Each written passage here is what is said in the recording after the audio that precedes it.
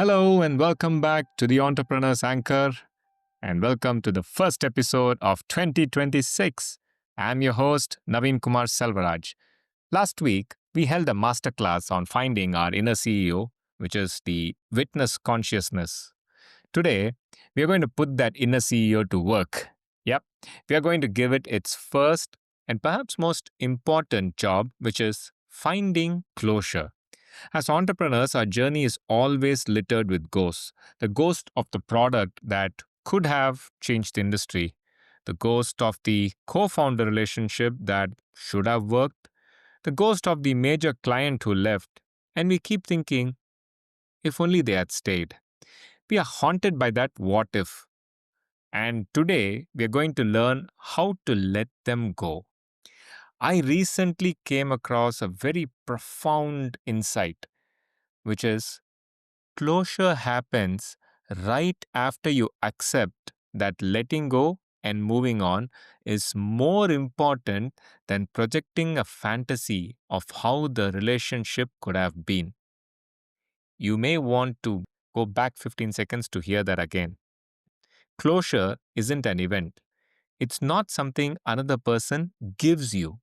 It's not a final dramatic meeting. It's a private internal decision, right? It's something that you give yourself, not that someone else gives you. It is the decision to stop feeding a fantasy. We as entrepreneurs are masters of the fantasy projection. It's our gift, right? Yeah. We see a future that doesn't exist and we build it. But this gift has a dark side. We apply that same logic to all our failures. We get stuck in a loop, replaying a past that is no longer available. We burn 80% of your precious mental and emotional energy on a sunk cost. We are trying to win a game that is already over. Why? Because we are projecting a fantasy of how it could have been. We are in love with a ghost, if I may put it that way. And that's the hard truth. That fantasy you're projecting, it's a lie. You're remembering the 10% that was good and forgetting the 90% that was a nightmare.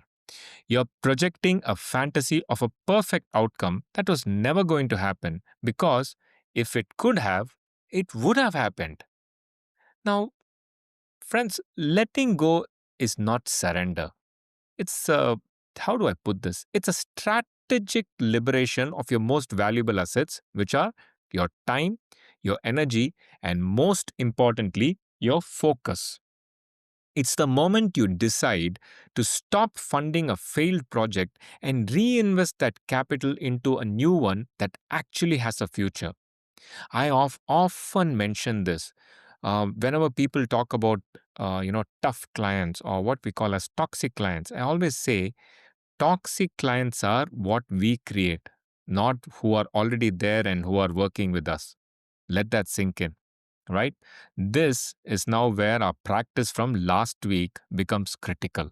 When you feel that old familiar ache, that what if about that partner or that client or that particular failure, your inner CEO must step in. Your inner CEO is the one who can see the thought. Remember, witnessing it. It can see you projecting that fantasy and it can name it. Ah, there it is, the fantasy projection, the ghost. Let that TV just slide through on the conveyor belt. Yes, instead of getting entangled in that fantasy, your inner CEO can treat it just like that TV screen on the conveyor belt. You observe it, you acknowledge it. I see you, I see that fantasy, and then you let it float on by. Bye bye.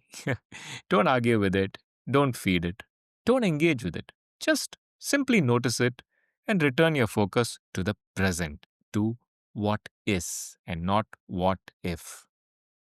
Every time you do this, you're taking one small piece of your energy back. You're starving that ghost. And one day you will find that the ghost just doesn't show up anymore.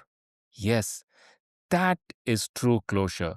Now you notice it's not a single event, it's a practice, it's a habit, it's a practice of repeatedly, consciously, and patiently choosing the present over the past every single time. Yes? So let's see this. your practical challenge for this week. I want you to take a piece of paper or open a new document. I want you to identify one ghost that is still haunting you, one what if that you're still projecting a fantasy onto. Write it at the top of the page. It may begin as the fantasy of dash, dash, dash, dash, dash, whatever you want to fill it in with. Now, I want you to draw a line down the middle. On the left side, write what it could have been. Write about the fantasy. On the right side, write what is, which is the reality.